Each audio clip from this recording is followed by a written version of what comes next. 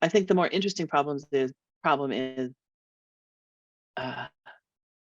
when you have many different kinds of users, how do you structure the information so that everybody is getting just what they want and not too much?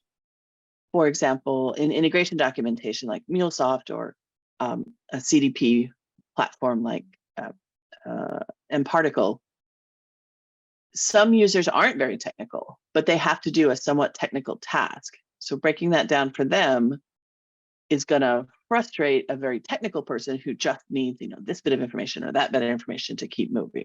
So finding the right way to structure information, or maybe even publishing it twice, once for a non-technical person and once for a technical person. Those are very interesting problems, and you do need standards, and you do need to make decisions about it so that you do it consistently. Welcome to the Knowledgebase Ninjas podcast, where 𝐊𝐞𝐲 of Document 360 finds the best SaaS self-service knowledge bases in the world and then interviews their creators. Let's get started with today's episode. Good day, everyone. Our guest today is Mysti Berry, Principal Technical Writer, mParticle. Welcome, Mysti, to the Knowledgebase Ninjas podcast today. How are you doing? Very well, thank you. I'm excited to be here. Great. So, Mysti, please help us understand a little bit more about yourself and how did you get into this documentation space? Who's your motivator and how is it going on so far? Sure. Well, I got my very first technical writing job at a party. I was one of only two girl geeks at a party full of theater people. And so we got to talking, and she's like, "Oh, you should come over to Sybase. I think we could use you as a writer." I had a degree in linguistics that I just earned, so that was helpful. And shout out to Elizabeth Hendrickson, who got me my first technical writing job. And so I've seen when I started, client server was a big deal. And then, of course, SaaS came along, and I was lucky enough to be at Salesforce for most of that revolution. And I can't wait to see what's coming next. Nice. It's a different story, Mysti. Great. And I did notice that you have mentioned you use Git for your work, right? Mm-hmm. And I presume Git is more for individual use. And are you using GitHub when it comes to collaborating with your teams and outside? Oh, yes. GitHub is the tool that we use to access our Git repos. Absolutely. And then we use Visual Studio Code to actually author. Oh, brilliant. Can you help us understand a bit more about your documentation process and also, is it more like a public documentation or a private one? Sure. There's a small set of private documentation for our partners, but most of, like 90% of our content is all publicly available. It helps sell the product as well as orient users who've already purchased our product. We have one main documentation site, doc.mparticle.com, and the support group has just spun up a knowledge base in Zendesk. Mm-hmm. So that project isn't under my control or management, but it's very important. We sort of early on decided that information that was not corner cases, but maybe specific to a particular integration, a particular partner, would probably live there, or information that's short-lived.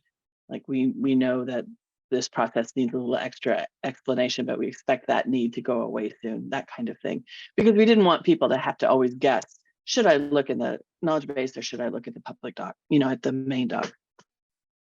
Right. What is your process in, because you said it's more public documentation, I'm sure there must be few steps going on before it gets published. So can you help us understand how does the process work and at what stage do you get involved in understanding the releases or new updates? Absolutely. So we have multiple processes depending on what kind of thing is being documented. The thing that takes most of our time and gets most of our focus is when a feature is new or it's being substantially enhanced. Then we get involved very early with the product manager while they're nailing down exactly how this feature is going to work before it's handed off to engineering. So we try to get involved at that point, and UX is involved at the same time, and we're really close partners with UX. So we attend meetings and we follow the progress of the project. We estimate the doc size as soon as we can. And then we often won't start writing until closer to when engineering starts, because a lot of decisions can get, as they discover things, they might change some decisions and all of that. But that's basically the process. We try to get involved as early as possible. That doesn't always happen, right? But we try. Then mParticle is a really, I think, an interesting company in that we've basically told the entire company, anyone can give us feedback on the docs, and we want feedback. We have a Slack channel. If someone works in Git, then they can just fix the bugs they see, throw up a doc that's called a pull request on GitHub to us, and we can approve it or enhance it or say, you know what, this isn't actually true, which happens sometimes. Or if they're not in Git, like maybe they do support or they're in marketing or even HR, anywhere, they can put a quick note with a link to the doc where they think there's an error, and then we'll follow up. And I've never worked at a company where everyone felt empowered to give feedback to the doc, and actually does. I looked at our repo in preparation for this meeting, and there's 2 technical writers right now at our company, but we had 80 contributors in the last year. Wow. Brilliant. And it's so nice to see a customer-centric company like yourself, where you take the feedback very seriously and making sure the community is happy as well. Great. So how do you measure the success of your documentation then? How do you know what you have written is well consumed by your customers? Yeah, so that is always such an interesting challenge in documentation, because a lot of the tools are built for marketing site or commerce site, right? In documentation, how do you know how long a customer should be looking at a page before they're like not finding their answer, right? So we have some indirect measures of, we have direct measures of quality, like how many new bugs closed compared to bugs opened. And we are chewing away at our backlog at a good pace, and we always have more closed bugs than open. So we know that we're not creating more problems than we're solving, which is not the best measure of quality, but it's one of them. We watch the page views just to try to make sure that people aren't failing to find what we know is the most important content. And we get, I think every company gets net promoter scores, and sometimes we get comments back. Sometimes the comments aren't specific enough to be helpful, but and documentation typically doesn't actually affect the number of a net promoter score, but we go by the comments and the feedback. See, how else do we measure? Well, actually, we have a tool called Indicative that's part of mParticle, and it lets us measure things like, and I think other tools do too, that jump from topic to topic to topic. And so I've set a very specific goal. It's like, we know some % of our customers are jumping more than 4 times in a session.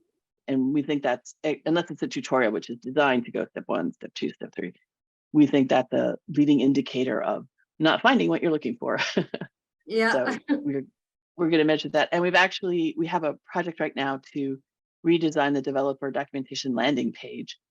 And we expect that redesign to lower this number of hops above 4. We'll start there, and then, we'll find out. But I wish there were more direct measures of quality, completeness, ease of use. I know there are tools like Full Story, and I think other tools out there where you can actually see what the customer's doing, and we hope to mine that as well. But we're just getting started on our metrics journey, to be honest. Absolutely, great. And I know that you are a great community contributor too. So, being an active community member of Write the Docs community, what are your instant takeaways when it comes to community engagement?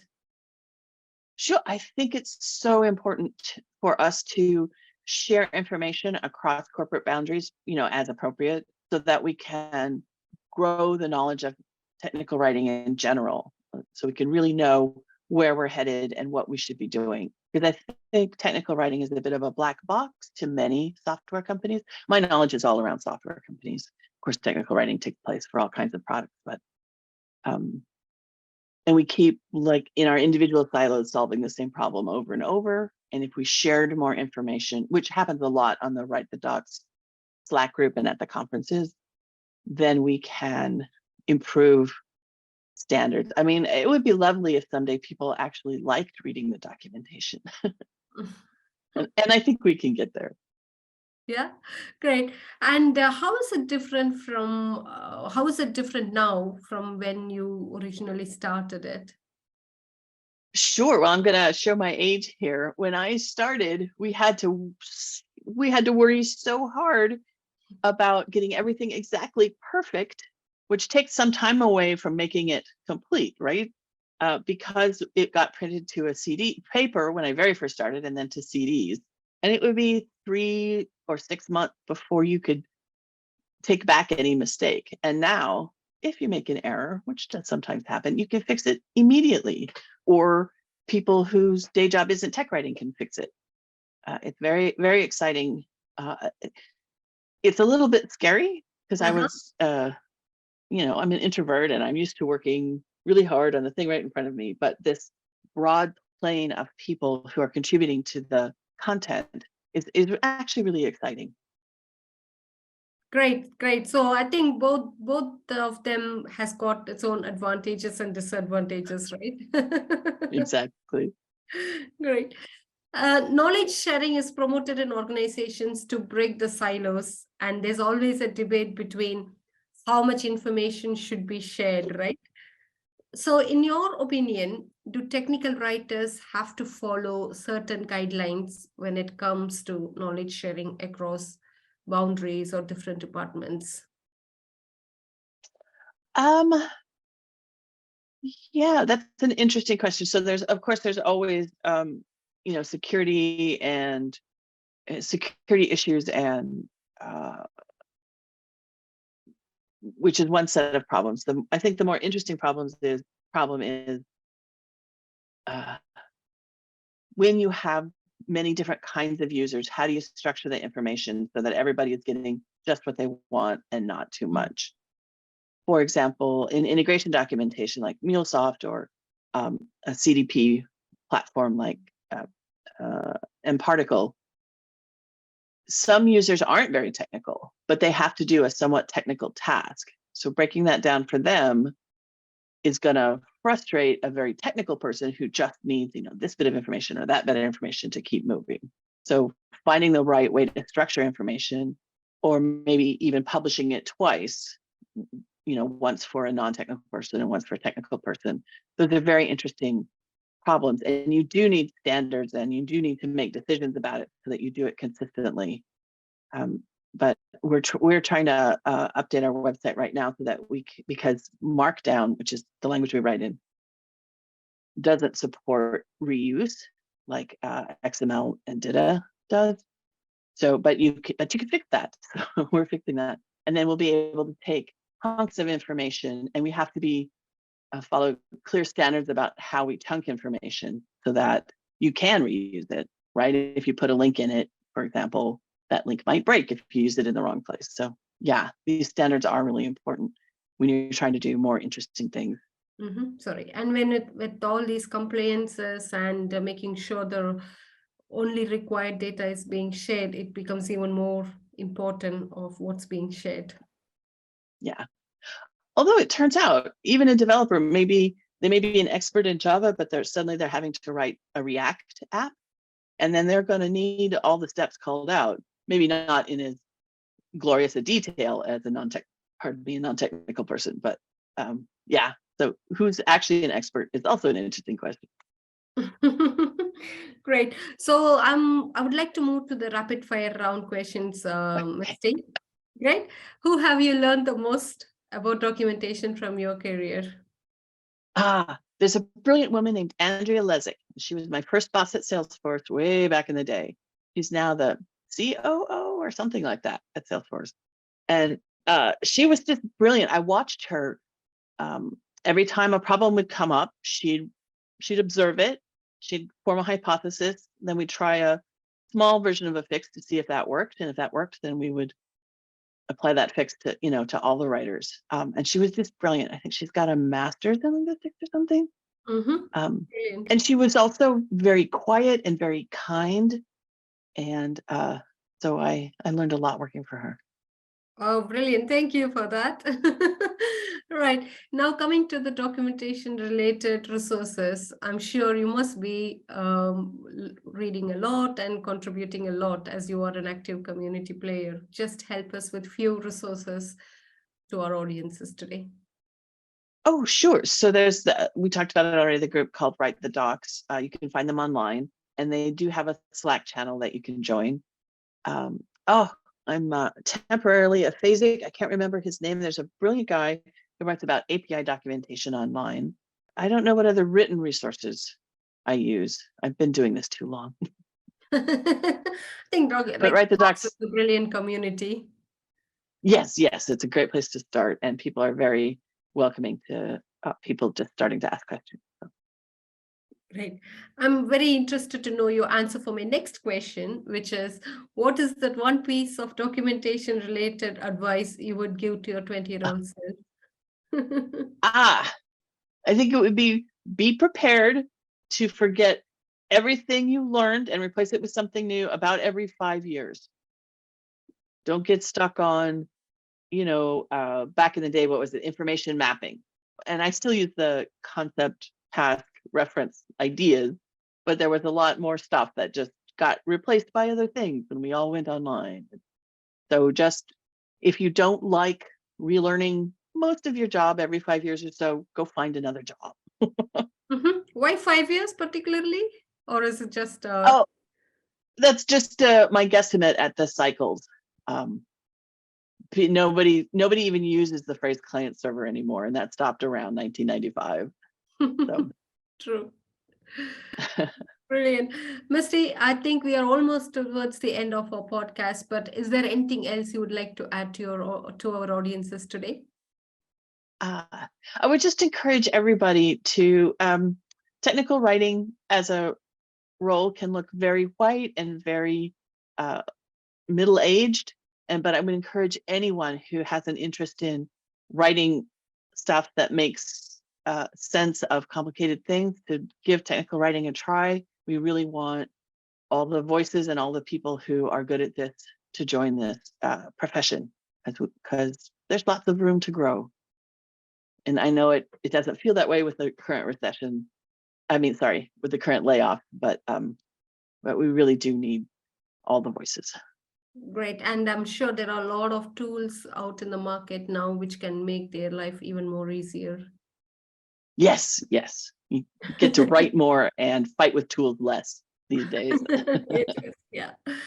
Brilliant. As I said in the beginning of the podcast, it was a brilliant session we had, and all your contributions towards the community is really, really appreciated, Mysti. So keep up the good work, and we are looking forward for many more successes in your life. Oh, thank you. And thanks for this chance to share Knowledgebase Ninjas. It's a very interesting site, very interesting podcast. Thank you. Have a good day, Mysti. Thank you. Thank you.